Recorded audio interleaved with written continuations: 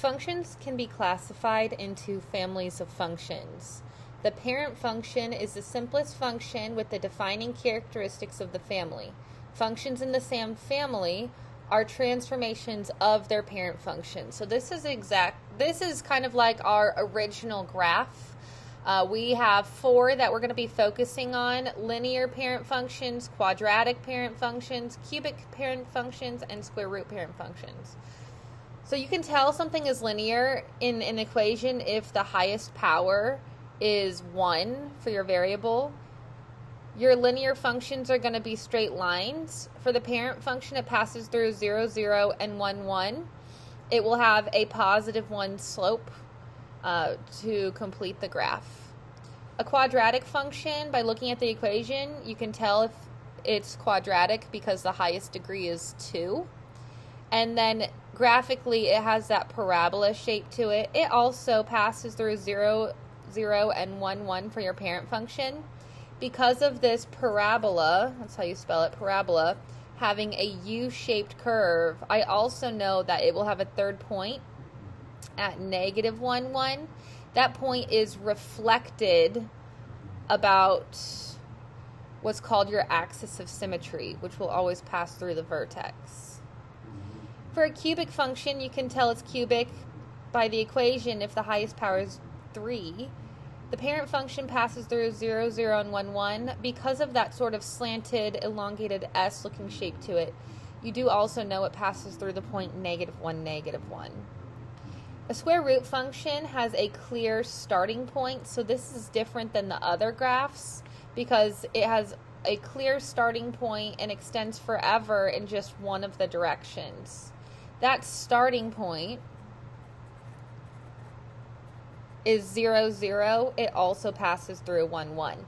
So all 4 of these parent functions pass through 0, 0, and 1, 1, and we may know a few more points given the shape or the characteristics of the graph. So we're going to see that in the next few examples. During class, we're going to go to Desmos.com and explore there.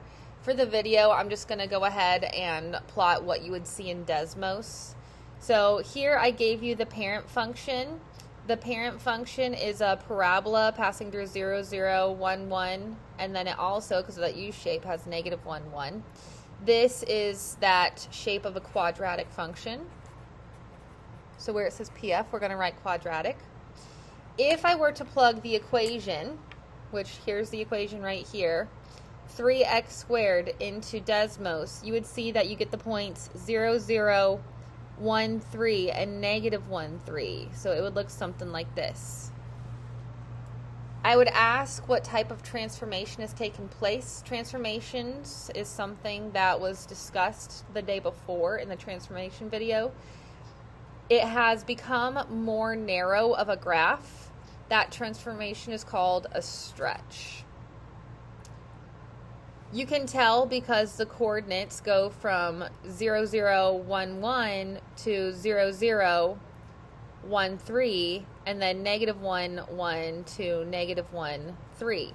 The x values stayed the same, but the y values were stretched. They were stretched by a factor of 3, which means that we multiplied the y values by the a value. Once again, that was discussed in the transformations video as well. For this next one, it is still a parabola, so we're still taking a look at that quadratic function. Same thing goes for this one. You see that parabola shape, so these both are going to be quadratics.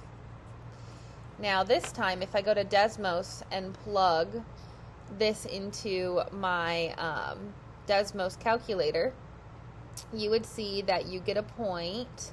0, 0 becomes 6, 0. And then this negative 1, 1 becomes 5, 1. And this 1, 1 now becomes 7, 1. So it looks something like this. What transformation has occurred? All of these points have shifted right 6 units. So what we've seen is if you have a number out front, there's a stretch. If you have a number inside of parentheses, so part of what's being squared, we have now moved right 6 units. So it looks like it would have been a negative movement because it's a -6, but it actually was a positive movement. We moved right 6. That's going to come into play later. With this one, we have a number on the outside. So we would plug this into Desmos and see the graph. You would see that 0, 0 becomes 0, 4, 1, 1 becomes 1, 5, and -1, 1 becomes -1, 5. So that quadratic function would now look like this. So when we had a number outside, what happened is the transformation was we moved up 4. So number in front was a stretch. Inside of parentheses, what's being squared was right. Number outside of the parentheses was moving up. Let's keep looking at these other functions. So for this next one, we have a cubic function. I can tell because of the shape, or I can also tell because the highest power is 3, so either or. We got a cubic function. Now this time, we have a negative out front. So this is the parent function right here, passing through -1, 1, 0, 0, and 1, 1. When I plugged this new equation with a negative out front into the Desmos graphing calculator, -1, 1 became -1, 1. 0, 0 is still 0, 0. And then 1, 1 became 1, -1. So it actually ended up looking like this. What type of transformation is that? That is a reflection about the x-axis. You can tell it's a reflection for your transformation because it is the same distance opposite direction about that x-axis. So one below became one above. A point on the line of reflection just reflected on itself. Point above became point up below. For this next one, this time we have a square root function. I can tell because of the equation having a square root, or looking at the shape, I have a clear starting point and extends forever in one direction. So this is the parent function right here, but when I plug this expression into Desmos, what you would see is 0, 0 became -6, 0. 1, 1 became -5, 1. So it looks like this now. The transformation is it moved left 6 units. So before, when we had a number inside with the x, when it was x minus 6, we moved right 6. Now, if we have x plus 6, we move left 6. So what we're noticing is, if there's a number inside with the x, it's moving left or right. With this one, we have a square root function once again, but now we have a -4 on the outside. So here's the parent function.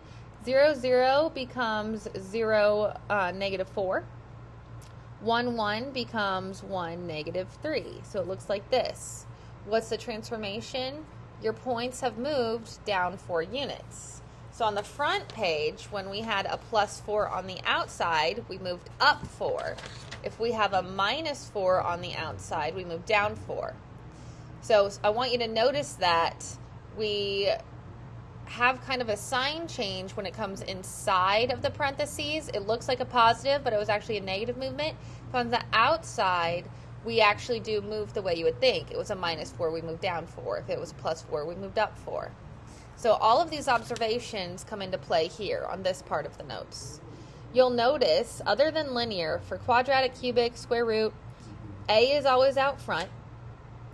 H is always inside of the parentheses, and then K is always on the outside. The only difference is quadratic is being squared, cubic is being cubed, square root has a square root. For all of these things, the transformations, A impacts 2 different things. One, if A is negative, it causes a reflection about the x-axis. We saw that here. When we had a negative out front, our cubic was reflected. The other thing that we saw in the notes on the front page is when we had a 3 out front, it caused a stretch. So the second thing A can do is cause a stretch or a compression. If the absolute value of A, so the positive number only, is greater than 1, it would cause a stretch. If the absolute value of A, so again, dealing with a positive number, is between 0 and 1, it would cause a compression. Keep in mind, a stretch causes it to be more narrow or thinner. A compression causes it to have sort of a wider look to it. H is your horizontal transformation. So what that means, horizontal would be left and right. So left and right. But we do have a sign change. Because the form is x minus h, you have to change the sign. For example, we saw a positive 6. H is actually a negative 6, which is why we moved left and not right.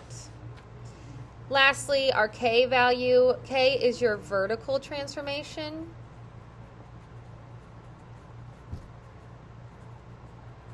Vertical means up and down.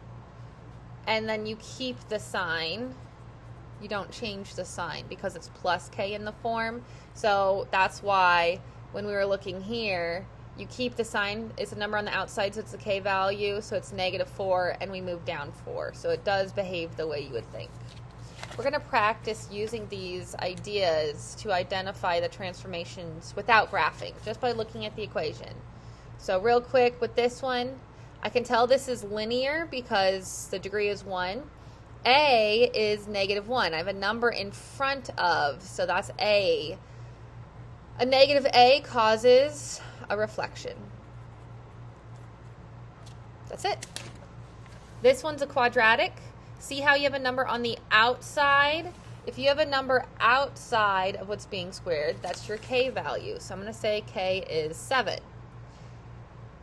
Being a positive 7 and a vertical transformation, since it's k, that would mean it's moving up 7 units.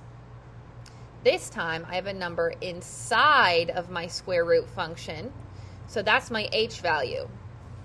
So whenever you have a number inside, that's your h value. But it's x minus h, so you change the sign. It looks like a positive 3, but it's actually a -3. And because horizontal is left and right, that means I'm moving left 3 units. This is a cubic. A, the number out front, is 2/5. 2/5 is between 0 and 1, so that causes a compression. We have an A once again. This time it's linear. A is 4. So A being out front, having a value of 4, which is greater than 1, that would be a stretch. With this one, the A out front is understood to be 1. So if A is 1, there's no stretch, there's no reflection, there's no compression. But I do have an H, a number inside of my quadratic, so change the sign, that's a positive 1. And I do have a number on the outside, so that's a k value, and you keep the sign, so -6. That means I have 2 transformations, right 1 and down 6. So you may see more than one movement. This next one also has more than one movement. There's 2 things happening here. A is a -3/2. There's no H, there's no K in this cubic, but the negative tells you it's going to be a reflection. The 3/2, the number itself, tells you stretch or compression. But be careful. Just because it's a fraction doesn't mean it's a compression. 3/2 is equal to 1.5. That value is greater than 1, so that means it's going to be a stretch. So the negative tells you reflection. The number itself, you're always looking at the positive version of the number to determine stretch or compression.